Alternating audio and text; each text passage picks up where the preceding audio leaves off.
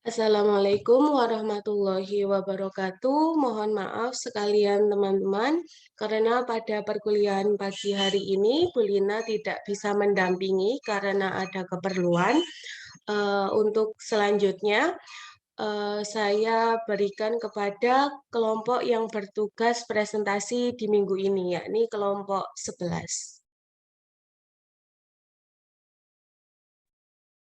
Oke, izin share screen ya.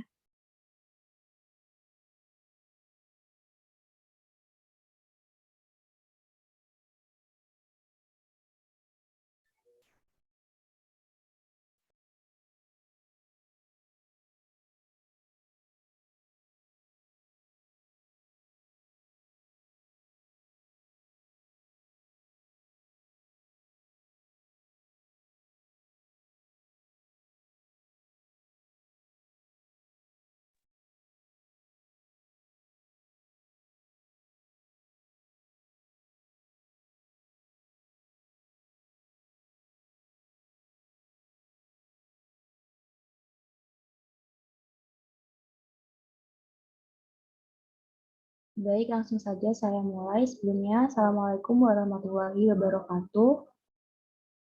Waalaikumsalam warahmatullahi wabarakatuh.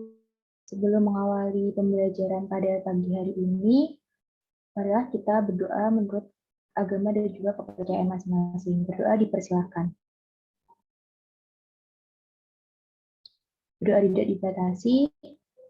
Pertama-tama, marilah kita panjatkan puji syukur atas kehadiran Allah Subhanahu wa Ta'ala karena berkat limpahan karunia-Nya sehingga kita bisa melaksanakan pembelajaran pada pagi hari ini. Yang terhormat Ibu Lina Nur Hidayati yang pagi ini berhalangan hadir dan juga teman-teman semua yang sudah meluangkan waktu untuk bisa mengikuti pembelajaran pada pagi hari ini. Kami dari kelompok 11 akan menyampaikan materi dengan pengelolaan pemasaran UMKM. Next. Anggota kelompok kami ada Atikati Astuti sebagai pemateri, lalu saya Anissa Snawati sebagai moderator, lalu ada Lutfi Rahmanur Hidayati sebagai pemateri, lalu ada Muhammad Farhan sebagai pemateri. Next.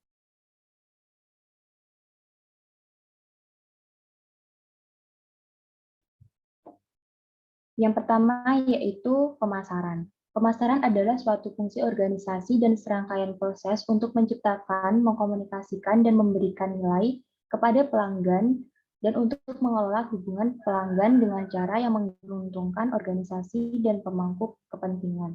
Maksudnya di sini adalah pemasaran merupakan sebuah sarana untuk masyarakat bisa mengenal suatu usaha yang menguntungkan untuk usaha tersebut. Next. Lalu mengapa sih UMKM membutuhkan pengelolaan pemasaran? Nah, pengelolaan pemasaran UMKM dibutuhkan karena beberapa hal. Next.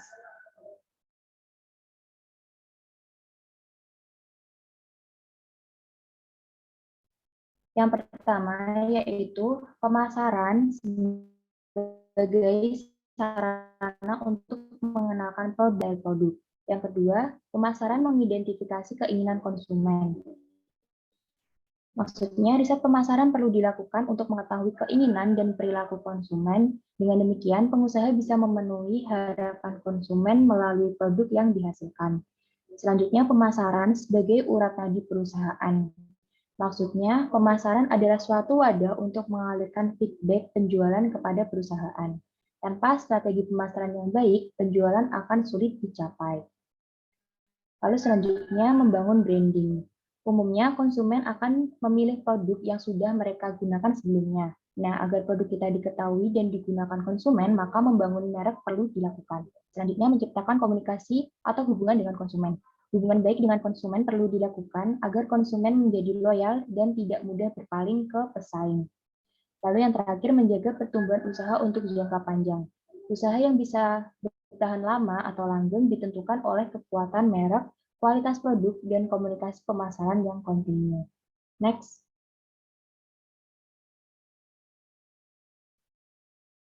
Memasuki era revolusi industri 4.0 akan terjadi banyak perubahan termasuk juga akan terjadi pada pemasaran usaha, yaitu dari pemasaran secara konvensional ke pemasaran digital. Perubahan pelanggan akan terlihat dari perilaku gaya hidup dan minatnya. Next. Nah, langkah baiknya pelaku UMKM membuat perencanaan dan memilih media promosi yang tepat sebelum melakukan pemasaran. Untuk membuat langkah pemasaran, pilihlah cara-cara penjualan seperti membuka tempat penjualan, titip jual, berkeliling, menerima pesanan, dan juga melalui penjualan online. Next.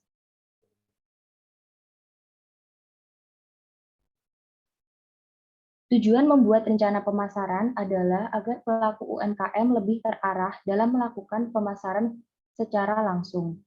Perencanaan langkah pemasaran dapat dilakukan dengan yang pertama, menentukan target penjualan, lalu yang kedua, menentukan, mohon maaf, ulang.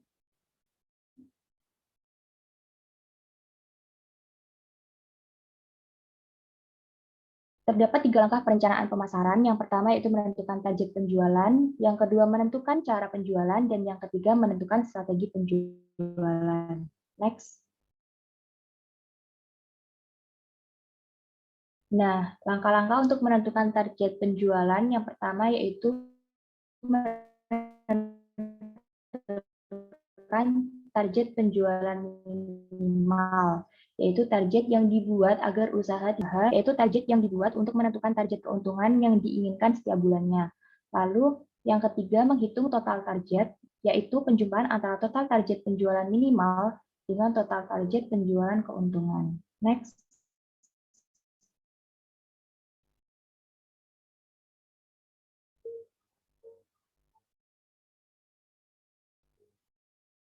Strategi pemasaran yang sesuai dengan bauran pemasaran dikenal dengan atau ada yang pertama strategi pemasaran untuk meningkatkan keunggulan pada produk. Lalu yang kedua ada price atau harga, yaitu strategi pemasaran untuk meningkatkan keunggulan pada harga. Yang ketiga ada place atau tempat, yaitu strategi pemasaran untuk meningkatkan keunggulan pada lokasi. Yang terakhir ada promotion atau promosi, yaitu strategi pemasaran untuk meningkatkan keunggulan pada promosi. Next.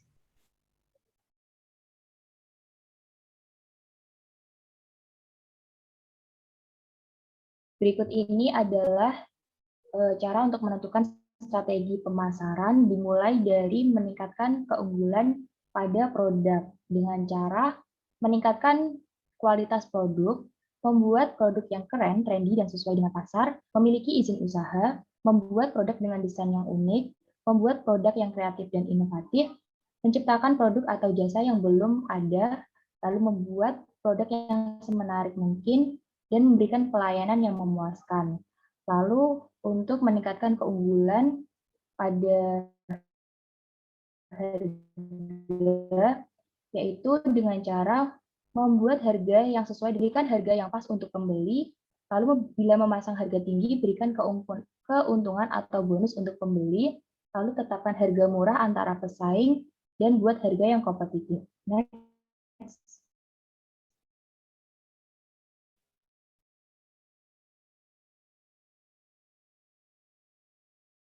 Selain dapat dilakukan dengan 2 cara, yaitu offline dan online. Untuk usaha offline, buatlah usaha yang dekat dengan segmen pasar. Lalu buatlah usaha yang dekat pusat keramaian, buatlah usaha di mal yang ramai, buatlah usaha di lokasi yang strategis, buatlah usaha di dekat pabrik, sekolah, kantor, ataupun pasar yang ramai dikunjungi. Lalu untuk usaha online, buatlah usaha yang dekat dengan tempat produksi, dekat dengan penyedia jasa, paket, atau pengantaran, dan buatlah usaha yang mudah dijangkau oleh jasa yang menggunakan aplikasi. Selanjutnya, untuk peningkatan usaha dengan promosi, yaitu dengan memberikan brosur, membagikan tester, membuat spanduk digital, memberikan penawaran khusus atau diskon dan juga bonus, mengirimkan surat penawaran, memberikan kartu nama, membuat strategi yang khusus, lalu memberikan strategi getok tular, strategi beli 2 gratis 1, dan membuat membership dengan diskon dan fasilitas khusus. Next. Selanjutnya, materi promosi usaha akan dibacakan oleh Atika.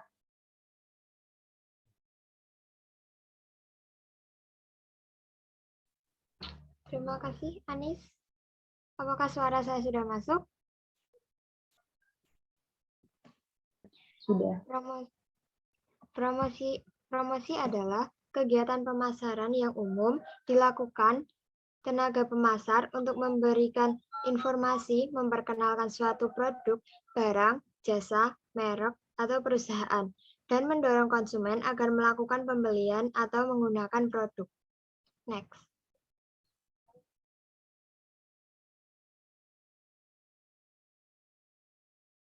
Promosi usaha mempunyai tujuan yang pertama, untuk menyebarluaskan informasi mengenai suatu produk, barang, atau jasa kepada masyarakat atau calon konsumen potensial.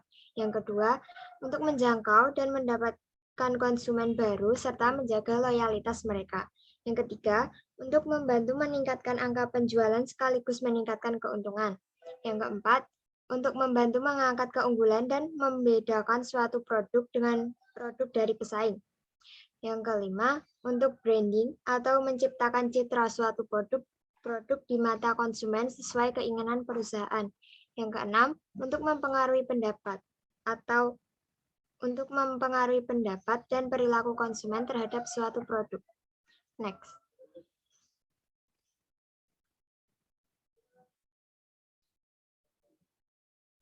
Jenis promosi terbagi menjadi 3. Yang pertama, promosi secara langsung.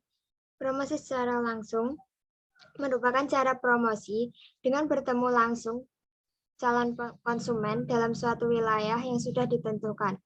Contohnya, membagikan brosur pada sebuah bazar, berpromosi membagikan sampel produk di sebuah lokasi keramaian atau event, memasang spanduk digital pada tempat usaha. Promosi secara langsung mempunyai kelebihan. Wirausaha dapat menjangkau langsung dan melakukan interaksi langsung dengan calon konsumen. Namun, promosi secara langsung juga memiliki kekurangan, yaitu terbatasnya calon konsumen yang dapat dijangkau. Kegiatan seperti ini hanya diadakan pada lokasi tertentu, sehingga hanya orang yang berada di lokasi yang dapat dijangkau. Yang kedua, promosi melalui media offline. Promosi ini menggunakan alat-alat media seperti media cetak, koran, majalah, tabloid, dan lain-lain, radio, televisi, banner, billboard, dan lain-lain. Promosi melalui media offline memiliki keuntungan tersendiri dibanding promosi secara fisik, yaitu dapat menjangkau banyak calon konsumen dalam waktu yang lama. Kekurangannya, mahalnya biaya promosi, baik dari sisi medianya maupun biaya promosinya. Yang ketiga, promosi melalui media offline. Yang ketiga, promosi melalui media online. Beberapa promosi melalui media digital yang banyak dilakukan adalah melalui media sosial, jejaring website, mesin pencari, dan lain-lain. Untuk kelebihan promosi media online, biayanya cenderung lebih murah, pelaksanaannya lebih mudah dan cepat, menjangkau pengguna kreativitas dalam mempromosikan secara terus-menerus karena banyak kompetitor yang bermain di dalamnya. Dengan kata lain, kunci keberhasilan promosi digital adalah keunikan dan tepat sasaran. Next.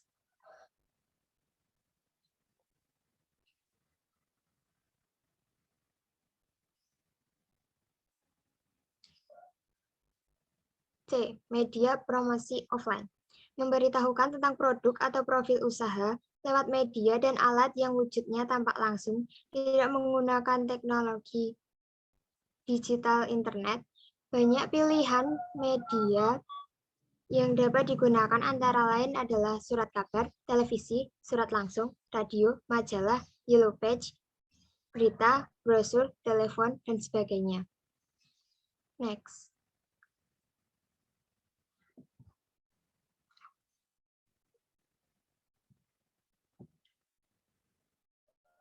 Media promosi yang dapat dipilih. Yang pertama, media promosi ruang terbuka.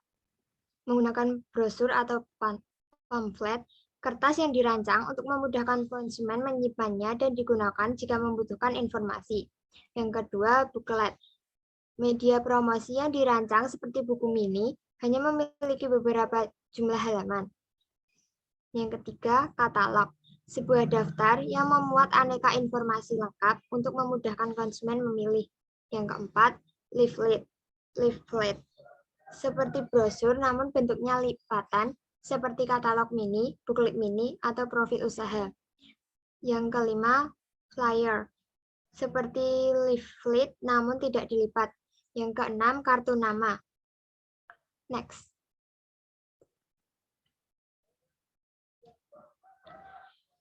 Yang keenam, kartu nama. Umumnya berukuran 9 x 6 cm, berisi tentang nama, alamat, kontak, perusahaan, logo, dan tambahan informasi lain yang diinginkan pemilik usaha. Yang ketujuh, billboard. Iklan luar ruang ukuran besar dengan menggunakan struktur permanen. Digital billboard merupakan Megatron dan Videotron, serta mobile billboard. Yang kedelapan, baliho. Poster besar yang biasanya dipasang di tepi jalan pada struktur semi permanen untuk promosi jangka pendek. Yang kesembilan, spanduk. Terbuat dari bahan kain atau plastik berisi informasi ringkas dan gambar yang dicetak dengan model print atau sablon. Yang ke-10, banner. Seperti poster, namun penempatannya tidak ditempelkan tetapi ditaruh pada dudukan atau penyangga dari bahan ringan sehingga bisa dipindah-pindahkan. Next.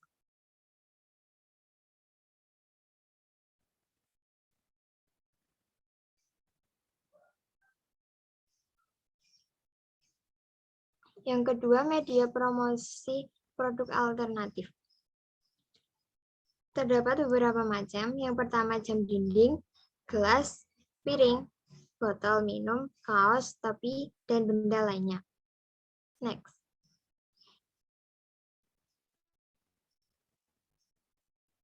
Yang ketiga, media promosi offline dalam bentuk lainnya. Yang pertama, word of mouth, dari mulut ke mulut atau disebut juga dengan ketok tular. Orang-orang yang pernah menggunakan produk usaha dan merasa puas maka akan merekomendasikan produk atau jasa usaha pada orang-orang lain di sekitarnya. Yang kedua, tester atau sampel. Calon konsumen dibagikan langsung produk yang dijual. Yang ketiga, surat penawaran. Surat yang memuat informasi singkat tentang produk yang dihasilkan. Biasanya target promosi ini adalah organisasi, badan usaha, atau kelompok. Yang keempat, telemarketing.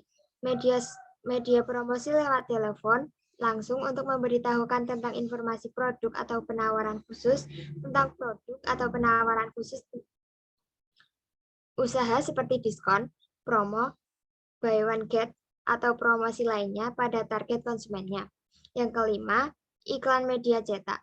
Iklan ini bisa berbentuk penawaran langsung atau artikel yang dimuat pada berbagai media cetak. Yang keenam, iklan media elektronik. Iklan dapat berbentuk lisan di radio dan iklan suara bergambar di televisi. Next.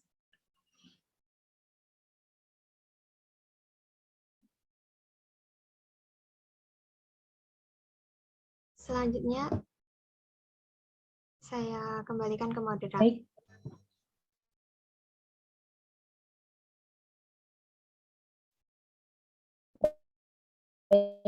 Terima kasih untuk Atika atas pemaparan online akan disulit nomor perhatian.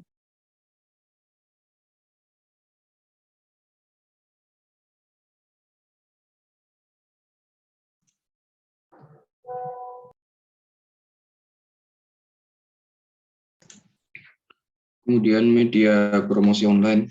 Media promosi online adalah media yang dapat digunakan untuk melakukan promosi atau beriklan dengan media teknologi digital dan internet. Next.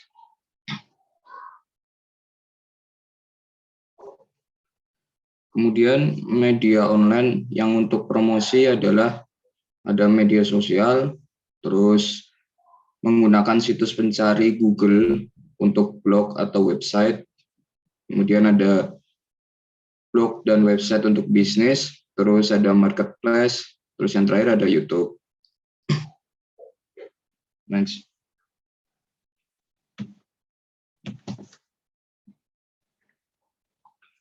Yang pertama media sosial, yaitu sebuah media online dengan para penggunanya bisa dengan mudah berpartisipasi, berbagi dan menciptakan isi.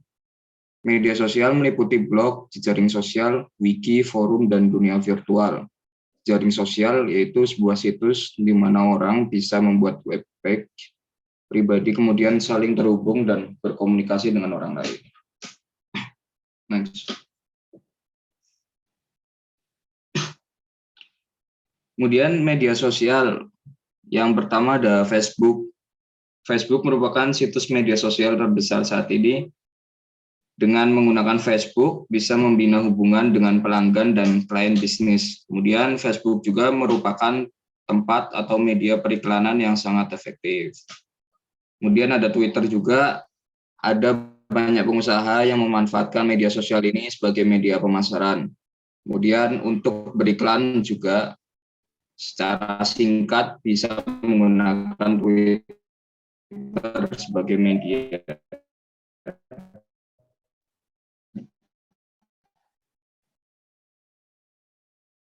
Terus selanjutnya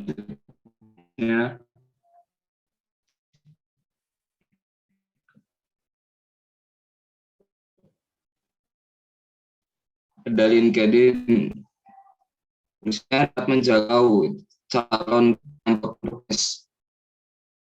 Terus ini yang paling sering oleh para pihak. Next.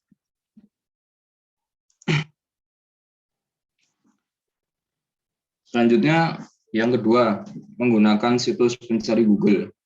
Google bisa dimanfaatkan untuk usaha mempromosikan produk yang dijual.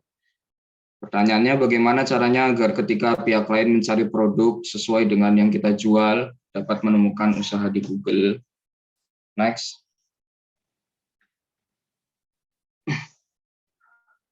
Jawabnya itu menggunakan blog dan website untuk bisnis. Blog dan website untuk bisnis adalah suatu bentuk aplikasi web yang berupa aneka macam tulisan-tulisan, maksudnya yang dimuat sebagai posting atau artikel-artikel blog pada sebuah halaman web umum. Kemudian ada manfaat blog, yaitu sebuah catatan harian, kemudian media publikasi dalam bentuk promosi tentang produk yang ditawarkan, dan terakhir program-program media lainnya. Next.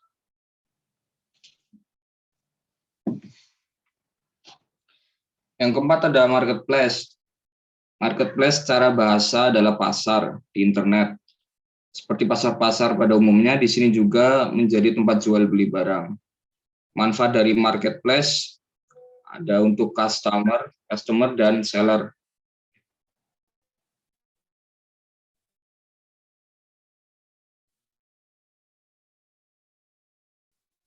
Maaf, ini manfaatnya itu ada dua untuk customer dan seller, dan kapanpun kemudian membandingkan harga sebelum membeli. Yang untuk seller mendorong berinovasi dan memanfaatkan bisnis dan menjual, mempromosikannya produk jualannya.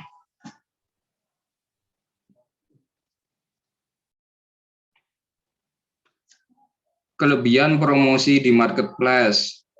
Yang pertama, sudah tercipta transaksi jual beli. Penjual tidak perlu repot-repot mendatangkan pengunjung atau customer. Penjual hanya perlu memaksimalkan penggunaan marketplace. Kemudian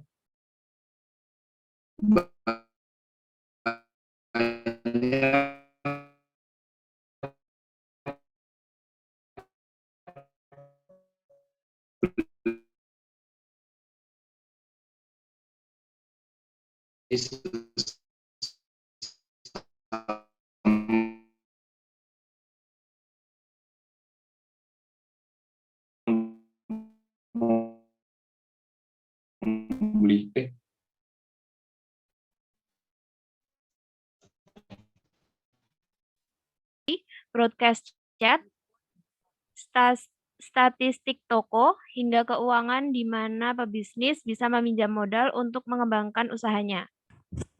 Yang kedua yaitu Shopee.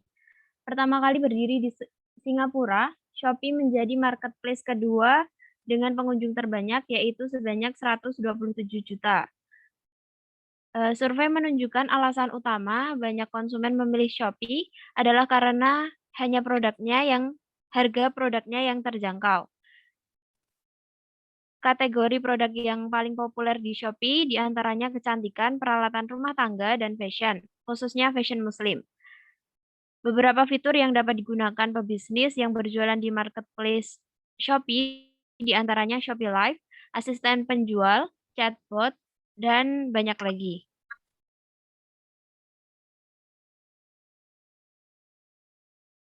Untuk yang ketiga yaitu Bukalapak. Marketplace online ketiga yang paling banyak dikunjungi adalah Bukalapak dengan jumlah 34 juta. Berdiri pada tahun 2010, awalnya Bukalapak ditujukan sebagai lapak online bagi pelaku UMKM. Kini Bukalapak memiliki sekitar 6 juta merchant yang menjual berbagai macam produk. Serupa dengan Tokopedia dan Shopee, alasan konsumen berbelanja di Bukalapak adalah harganya yang murah dan pilihan produk yang beragam. Kategori produk yang paling banyak dicari di Bukalapak diantaranya produk elektronik, fashion, dan hobi, dan juga gaya hidup. Beberapa fitur Bukalapak yang dapat digunakan pebisnis yang berjualan di e-commerce ini antara lain inventaris barang, pantau saingan, dan sebagainya. Yang keempat yaitu Lazada. Di posisi keempat ada Lazada, marketplace online yang dimiliki oleh Alibaba Group, memiliki jumlah pengunjung sebanyak 30 juta per bulannya. Berdasarkan survei konsumen, alasan utama mereka memilih Lazada sebagai platform untuk berbelanja online adalah reputasi yang baik dan harga yang terjangkau. Kategori produk yang paling banyak dicari di Lazada antara lain produk elektronik dan juga fashion. Walaupun dari jumlah pengunjung Lazada berada di posisi keempat, namun Lazada memiliki jumlah pengikut Facebook yang paling banyak dibanding marketplace lainnya, yakni sebanyak 31 juta. Kemudian yang kelima yaitu Blibli. Pada posisi kelima adalah marketplace milik Jarum Group, Blibli. Per bulannya, Blibli memiliki 19 juta pengunjung. Banyak konsumen Blibli mengatakan alasan untuk memilih Blibli adalah karena reputasinya yang baik dan produknya yang otentik. Kategori produk yang paling banyak dicari di Blibli serupa dengan marketplace lainnya, yakni produk elektronik, fashion, dan bahan makanan. Berdasarkan data Blibli, jumlah mitranya kini mencapai 16.000 toko yang tersebar di lebih dari 300 kota. Selanjutnya yang keenam yaitu ada Bineka, yang ketujuh ada Orami, 8 Ralali, 9 JDID, kemudian 10 Zalora, dan juga Sosiola.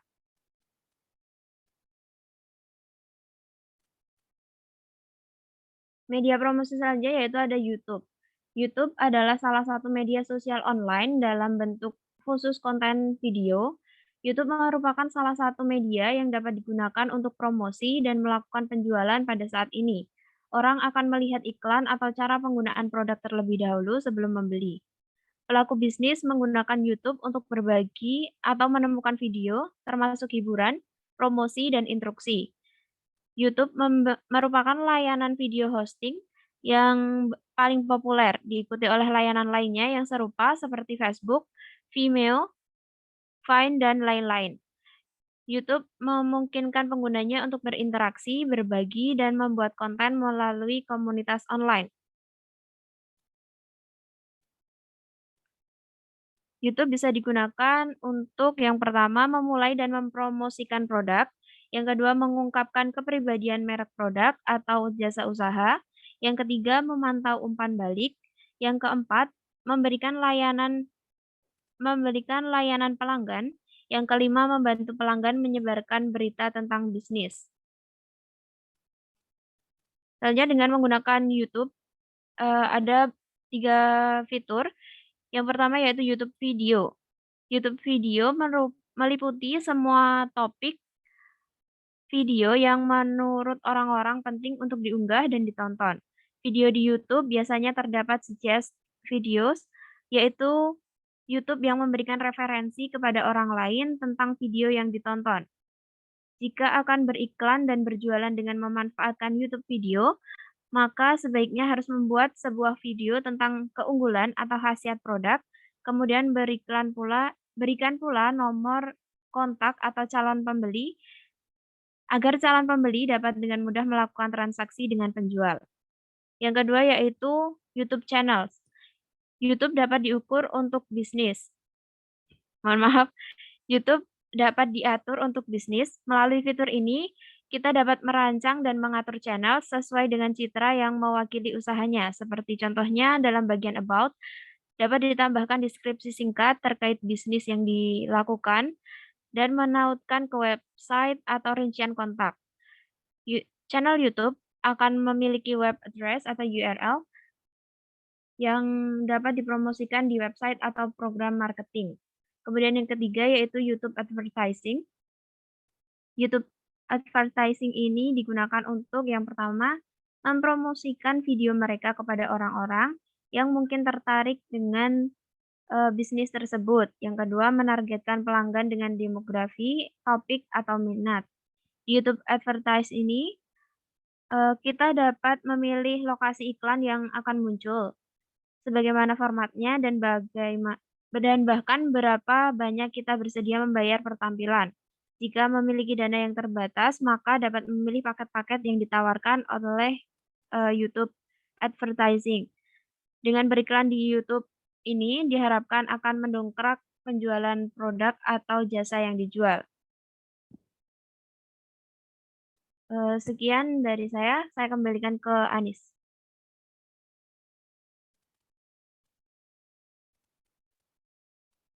Baik, terima kasih untuk Lutfi atas pemaparan materinya dan terima kasih juga untuk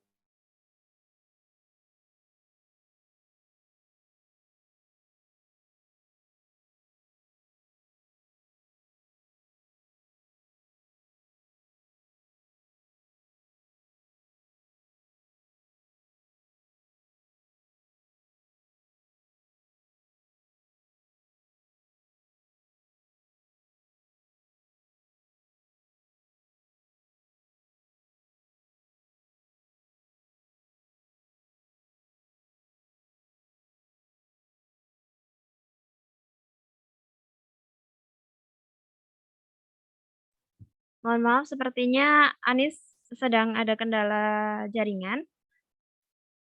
Selanjutnya kita masuk ke sesi tanya jawab. Saya akan buka untuk 3 penanya terlebih dahulu. Untuk teman-teman yang ingin menanyakan tentang materi ini ataupun menanggapi, silakan untuk raise hand terlebih dahulu.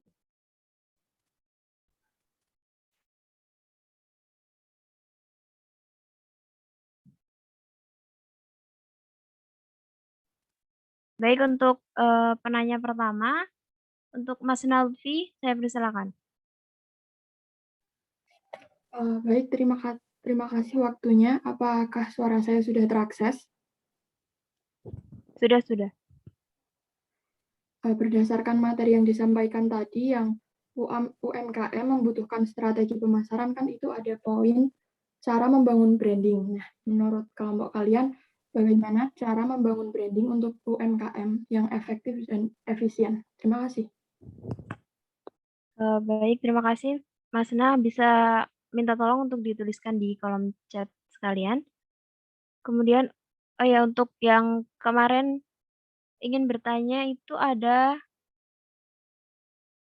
Dena, siapa ya? Sama Rangga bukan? Iya. Ya, silakan Dena. Baik, terima kasih atas waktunya. Saya izin bertanya. Menurut kelompok Anda, apakah teknik yang digunakan menurut kelompok Anda, apakah teknik pemasaran yang digunakan untuk koperasi dan UKM itu berbeda? Jika berbeda, tolong bisa dijelaskan. Jika tidak, tolong dijelaskan. Terima kasih. Ya, baik. Terima kasih, Dena.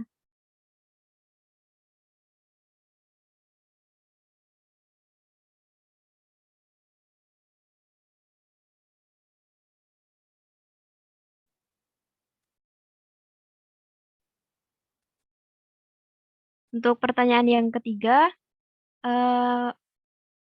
Safa, silakan.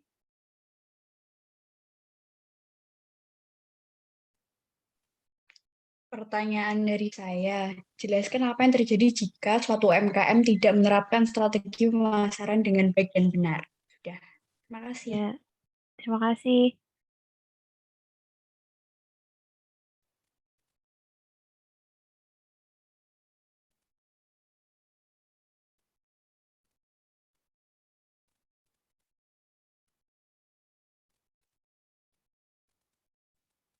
Baik, untuk teman-teman yang ingin menjawab, saya persilakan.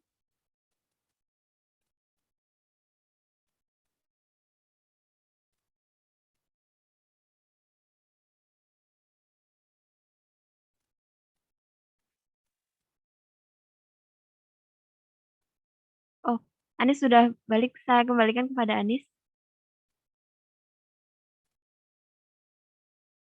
Baik, terima kasih. Mungkin untuk teman-teman yang ingin membantu menjawab, bisa on-mic, silakan.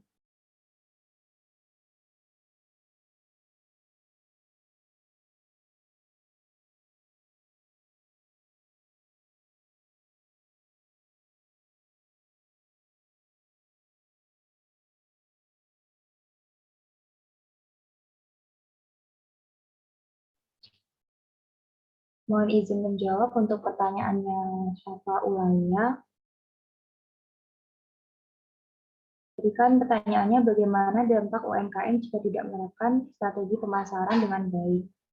Jadi menurut saya kalau misalkan suatu UMKM tidak menerapkan strategi pemasaran dengan baik, maka UMKM itu tidak bisa berjalan dengan baik dan dampak buruknya bisa saja bangkrut karena pemasaran ini sangat penting untuk membangun sebuah usaha agar bisa dikenal oleh masyarakat di luar sana. Jadi tanpa adanya pemasaran yang baik, maka masyarakat akan susah untuk mengenali usaha yang dijalankan. Seperti itu. Apa bisa diterima? Bisa, Nis. Makasih. Oke, sama-sama. Permisi, izin menjawab pertanyaan Masna. Baik, cara membangun branding untuk UMKM ya. Yang pertama yaitu menciptakan identitas yang orisinil. Dengan membuat identitas yang orisinil, otentik, dan beda dengan kompetitor, branding yang unik dan beda juga akan lebih mudah diingat oleh para konsumen. Kemudian yang kedua, membuat atau menonjolkan ciri khas.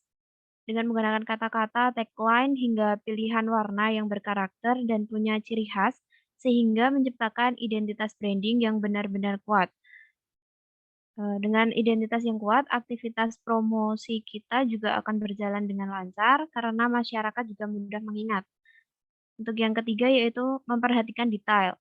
Banyak detail kecil yang suka luput dari perhatian pengusaha UMKM, mulai dari pemilihan warna, logo, jenis font, cara berkomunikasi, bahkan sampai bentuk packing. Packing yang dikemas baik dan unik akan bisa menaikkan value dari produk yang kita jual. Kemudian yang keempat, memaksimalkan media sosial. Sosial media itu merupakan medium branding yang paling efektif saat ini. Kita juga harus memaksimalkan platform-platform seperti Instagram, Facebook, ataupun TikTok untuk membangun brand usaha kita. Jangan lupa juga untuk menyesuaikan gaya komunikasi dengan audiens yang kita sasar di masing-masing platform. Seperti itu, apakah bisa diterima, Masnya? Bisa. Terima kasih. Ya, terima kasih.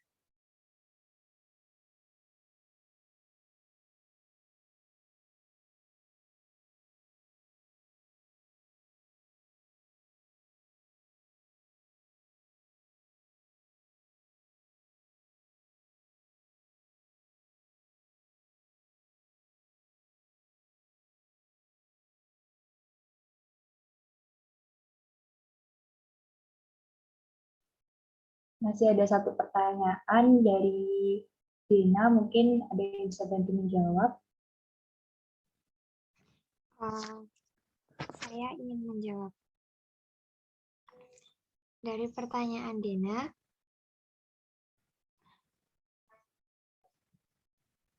menurut kelompok Anda, apakah teknik pemasaran yang digunakan untuk koperasi dan UMKM itu berbeda? Jika berbeda, tolong dijelaskan. Jika tidak, tolong dijelaskan. Menurut kelompok kami, koperasi dan UMKM memiliki makna atau pengertian yang berbeda. Koperasi itu sendiri merupakan sebuah badan usaha atau organisasi yang dimiliki oleh perorangan atau bersama. Koperasi ini dioperasikan bersamaan dengan asas kekeluargaan demi memenuhi kebutuhan. UMKM bisa diartikan sebagai sebuah usaha dengan skala mikro, kecil, dan menengah yang didirikan oleh perseorangan atau badan usaha. Usaha ini mungkin dimiliki oleh pihak tertentu, namun keuntungannya bisa dirasakan oleh banyak pihak. Jenis usaha ini, walaupun kecil, bisa menjadi lapangan pekerjaan bagi orang lain. Terima kasih.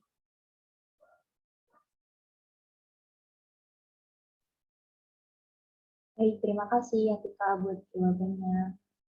Selanjutnya akan dilanjutkan ke sesi pertanyaan yang kedua. Silakan untuk Irma. Baik, terima kasih waktunya.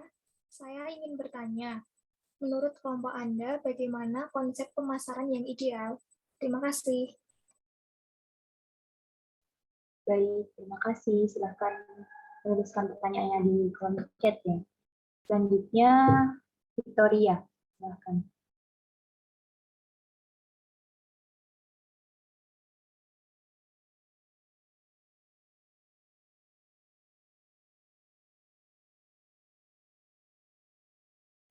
Halo, Victoria.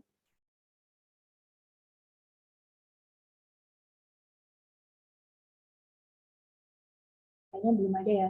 Jadi aku lanjut ke Arif Rizal, silahkan. Terima kasih atas waktunya. Saya ingin bertanya, menurut kelompok Anda, bagaimana tips-tips untuk pemilik UMKM yang udah tua dan hanya berpendidikan SMA atau SMP untuk memiliki website seperti Zalora, H&M, Stradivarius, agar dapat mengikuti tren zaman sekarang? Terima kasih.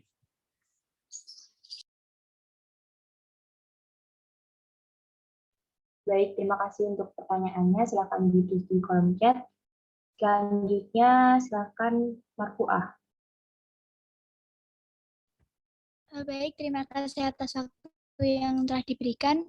Izin bertanya, bagaimana strategi pemasaran yang tepat untuk menghadapi pesaing yang menjual produk yang sama dengan produk kita, namun memberikan harga yang lebih murah, sedangkan apabila kita mengikutinya untuk memberikan harga yang lebih murah pula, akan menyebabkan kerugian pada produk kita.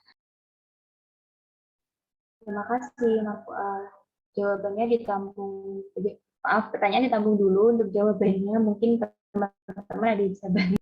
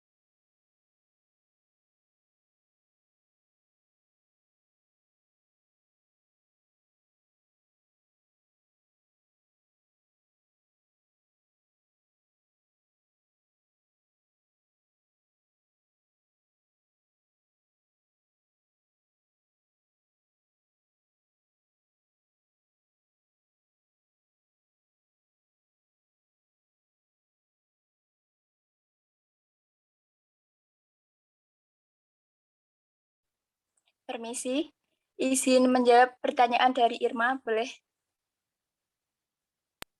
Boleh, silakan Cynthia. Pertanyaan dari Irma tadi, bagaimana konsep pemasaran yang ideal? Jadi menurut saya, konsep pemasaran yang ideal yaitu dengan berorientasi pada tujuan untuk keberhasilan suatu pemasaran brand. Hal ini dengan tujuan agar keseluruhan perusahaan agar mampu menghasilkan keuntungan melalui kepuasan dari pelanggan sendiri. Pelaku usaha harus menerapkan strategi pemasaran yang solid sebagai dasar dari rencana pemasaran yang disusun dengan baik. Terima kasih. Baik, terima kasih Cynthia. Bagaimana Irma bisa diterima jawabannya? Bisa, terima kasih. Oke. Selanjutnya masih ada pertanyaan dari Arif Rizal dan Marfuah.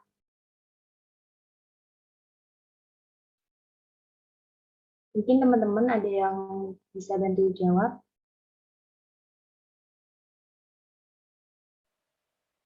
Izin menjawab boleh ya? Boleh, silakan. Ya, pertanyaan Rizal. Menurut kelompok Anda, bagaimana tips-tips untuk memilih UMKM yang sudah tua dan hanya berpendidikan SMA atau SMB untuk memiliki website? Caranya yaitu pemilik UMKM tersebut belajar teknologi. Kan teknologi tidak memandang usia dan pendidikan yang ditempuh. Kemudian kita sebagai mungkin generasi yang lebih muda yang lebih tahu tentang teknologi bisa membantu pemilik UMKM yang udah tua tersebut untuk belajar teknologi atau menjadi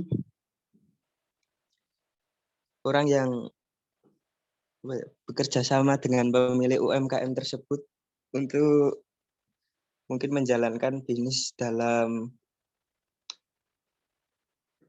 media teknologi yang sedang berkembang dan membuat website seperti itu. Atau kalau tidak, menyuruh pemilik UMKM tersebut untuk mempekerjakan orang yang bisa teknologi dan membuat website, mengelola website tersebut. Nah, mungkin kadang ada yang nanti biayanya mahal, tambah biaya buat karyawan itu, atau mungkin dirasa ribet. Nah, yaitu kita mempercayakan, membantu sedikitlah, dan agar pemilik UMKM tersebut mau menggunakan website. Mungkin seperti itu pendapat dari saya. Terima kasih. Baik, terima kasih untuk Diva atas jawabannya. Mungkin saya akan menambahkan sedikit.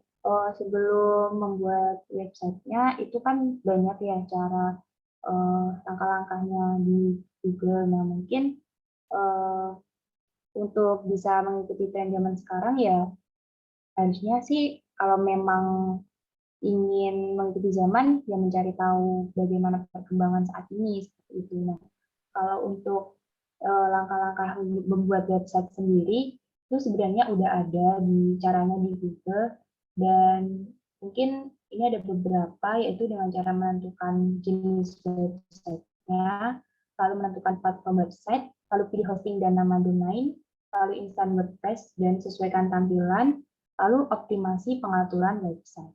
Mungkin seperti itu untuk Arif Rizal. Apakah jawabannya bisa diterima? Bisa, terima kasih. Baik, terima kasih. Permisi, izin menjawab pertanyaan dari Marfuah, Indah. Oke, silakan Victoria. Nah, jadi bagaimana strategi pemasaran yang tepat untuk menghadapi pesaing yang menjual produk yang sama dengan produk kita namun memberikan harga yang lebih murah. Sedangkan apabila kita mengikutinya untuk memberikan harga murah, kita akan rugi seperti itu. Menurut saya, produk yang sama benar-benar mirip itu pasti ada ciri khas dari satu produsen sama produsen lain. Jadi kita sebagai produsen, kita harus mempertahankan ciri khas kita. Jadi walaupun harga kita lebih mahal daripada penjual yang lain, tapi kita punya ciri khas. Jadi itu merupakan keunggulan kita. Jadi kalau ada konsumen yang membeli produk kita, mereka dapat keuntungan dengan kita memberikan ciri khas dari produk kita. Seperti itu. Jadi tidak ada kerugian, kan semua sudah di manajemen keuangannya kan sudah tertata seperti itu. Jadi untuk produk yang memiliki, yang menonjol, yang memiliki kelebihan, kalau tergantung kitanya gimana sih mempromosikan produk kita sebagai produk unggulan seperti itu. Terima kasih, kalau ada yang menambahkan boleh juga. Terima kasih Victoria atas jawabannya. Mungkin untuk Indah bisa diterima jawabannya. Sudah, terima kasih. Mungkin ada, jika masih ada yang mau menambahkan, dipersilakan. Terima kasih Anis, terima kasih Victor.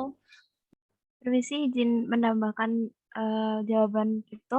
Kalau menurut saya mungkin juga bisa memanfaatkan teknologi ya, agar pasarnya juga agar lebih luas. Jadi tidak perlu mengurangi atau menyamakan harga dengan kompetitor. Kita bisa memasarkan lebih luas aja. Kemudian dengan mempertahankan kualitas juga bisa. Terima kasih. Baik, terima kasih Lutfi untuk tambahan jawabannya. Mungkin itu tambahan dari kelompok kami ya Indah. Semoga bisa diterima. Oke, selanjutnya masih ada dua yang raise hand. Ada Victoria. Terima kasih. Iya, sama-sama. Victoria ingin bertanya. Ya, suara saya kedengaran nggak? Oh, sudah. Sudah.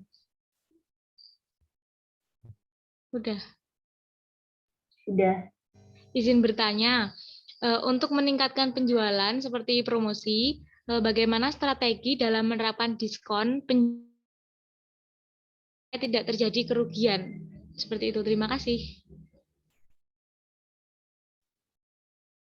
Baik, terima kasih untuk pertanyaannya. Bisa langsung ditulis di kolom chat ya. Selanjutnya ada Hisham, silahkan. Baik, terima kasih atas waktunya. Saya izin bertanya, menurut kelompok kalian bagaimana cara menciptakan permintaan terhadap produk apabila produk UMKM tersebut termasuk baru bagi calon konsumen atau belum pernah ada di pasaran sebelumnya? Terima kasih. Baik, terima kasih untuk Hisham atas pertanyaannya. Silahkan ditulis di kolom chat. Untuk pertanyaannya kami tampung dulu, mungkin untuk teman-teman yang bisa menjawab, dipersilahkan.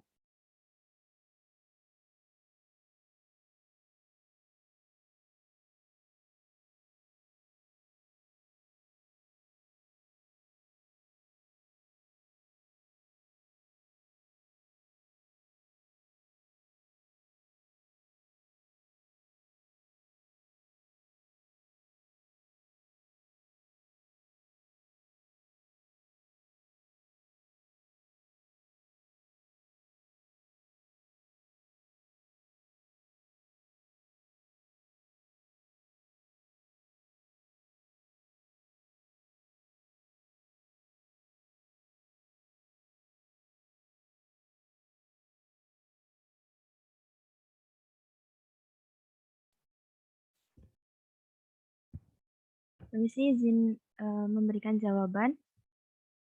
Tapi mungkin belum lengkap. Nanti teman-teman bisa untuk melengkapi. Untuk pertanyaannya Victor.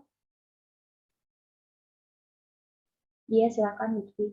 Ya, untuk meningkatkan penjualan yaitu promosi, bagaimana strategi dalam menerapkan diskon penjualan yang maksimal supaya tidak terjadi kerugian.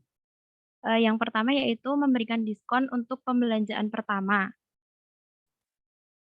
atau pembeli pertama yang membeli di toko online ataupun toko-toko offline Karena nanti seorang calon pembeli yang mengunjungi toko online atau offline mungkin belum berminat untuk membeli apapun. Nah, di situ bisa diberikan promo diskon bagi pembeli pertama. Kemudian diskon di momen-momen tertentu seperti misalkan kalau di Shopee itu kemarin 11.11, karena di waktu-waktu tersebut tuh biasanya tingkat penjualan akan meningkat dari biasanya.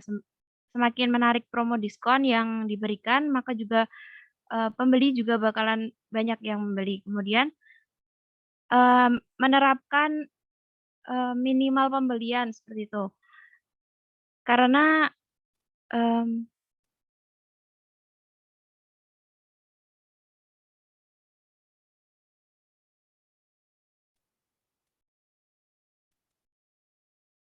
jika membeli satu produk, pelanggan akan mendapatkan produk diskon. Diskon akan diberikan pada produk kedua yang akan dibeli.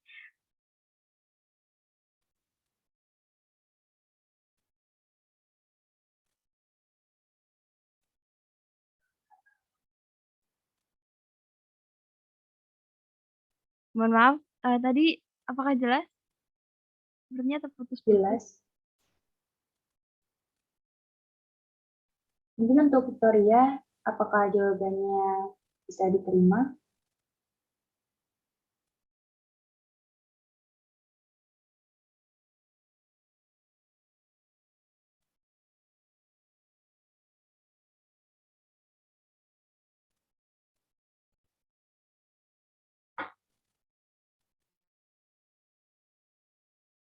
Mungkin Victoria sedang ada gangguan sinyal, silakan dilanjutkan ke pertanyaan selanjutnya. Oke. Mungkin aku juga mau nambahin sedikit buat pertanyaannya Victoria. Jadi kan biasanya toko itu kan ini ya tergiur sama yang namanya semakin besar diskon maka semakin banyak pelanggan. Nah, sebaiknya kalau misalkan ingin menerapkan diskon kita juga harus mengenali usaha kita terlebih dahulu. Maksudnya usaha kita belum tentu sama dengan usaha yang lain. Jadi untuk menerapkan diskon itu harus mempertimbangkan usaha milik sendiri dan jangan tergiur dengan diskon dari toko lain dan menyamakan sehingga malah merugikan usaha kita sendiri. Itu semoga jawabannya bisa diterima oleh Victoria. Selanjutnya masih ada pertanyaan dari Hisham. Mungkin ada teman-teman yang mau bantu menjawab. Silahkan.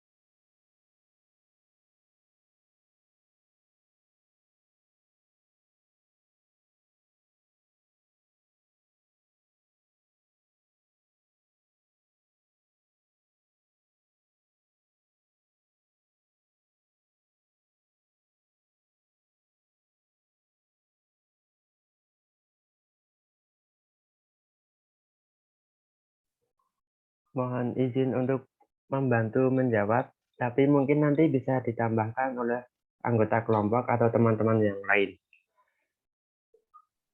Baik, silakan Irfan. Pertanyaannya, bagaimana cara menciptakan permintaan terhadap produk apabila produk UMKM tersebut termasuk baru bagi calon konsumen atau belum pernah ada di pasaran sebelumnya? Kalau menurut saya, sebelum kita melakukan pemasaran, tentunya dalam menciptakan produk baru, seperti yang telah kita ketahui, untuk menciptakan produk baru kan ada beberapa tahapan atau langkah yang perlu kita analisis. Salah satunya yaitu tentang calon konsumen atau pasar yang akan kita tuju. Nah, dari situ kan kita bisa tahu calon pembeli yang akan kita raih itu yang bagaimana. Sehingga kalau misalnya memang kita yakin bisa mendapatkan konsumen, kita bisa merilis produk tersebut. Setelah produk itu hadir, kita bisa memaksimalkan promosi terhadap calon konsumen yang telah kita analisis tadi. Sehingga jika kita fokus promosi terhadap calon konsumen tersebut, kita bisa menciptakan permintaan terhadap produk yang kita buat. Seperti itu. Mungkin bisa ditambahkan ya.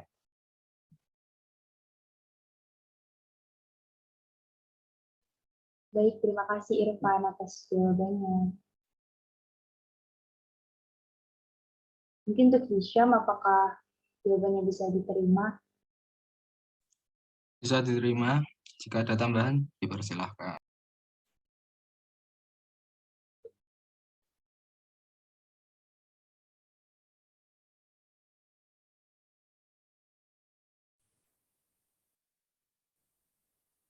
Permisi izin menambahkan kalau untuk saya mungkin bisa juga membuat atau mengembangkan produk komplementer atau tambahan yang nantinya diharapkan bisa mengalihkan perhatian dulu konsumen dari permintaan produk yang sebelumnya sehingga bisa dievaluasi produk sebelumnya itu bisa dievaluasi agar lebih baik lagi agar permintaannya juga meningkat seperti itu.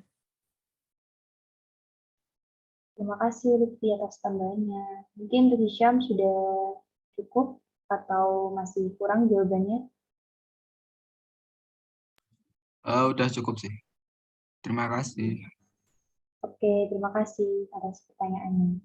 Baik, karena sesi tanya jawabnya sudah selesai, sekiranya dari kami akan menyampaikan kesimpulan dari materi presentasi pada hari ini. Jadi kesimpulannya adalah berbagai strategi pemasaran yang telah dipaparkan sangat berguna untuk mengembangkan suatu usaha. Tanpa pemasaran yang tersusun baik, maka usaha tidak akan bisa bertahan dan berkembang. Dan tanpa promosi dan juga branding yang bagus, maka usaha tidak bisa dikenal. Mungkin cukup sekian presentasi dari kelompok kami. Jika ada kurang lebihnya mohon dimaafkan. Sekian, wassalamualaikum warahmatullahi wabarakatuh. Waalaikumsalam warahmatullahi wabarakatuh. Baik, terima kasih untuk kelompok 11 atas presentasinya. Karena kegiatan pada pagi hari ini di mata kuliah manajemen UMKM sudah selesai, maka akan segera saya tutup kelasnya. Dan izin mengingatkan pesan dari Ibu Lina bahwasanya akan tetap ada tugas seperti biasanya. Silahkan dicek ke pukul 9.15. Tugas sudah dipersiapkan oleh Bu Lina dan deadline-nya tetap sama pukul 9 malam. Saya mewakili Bu Lina, mohon maaf yang sebesar-besarnya karena pada hari ini Bu Lina tidak bisa ikut mendampingi. Semoga kedepannya bisa berjalan seperti biasa. Sekian dari saya. Wassalamualaikum warahmatullahi wabarakatuh.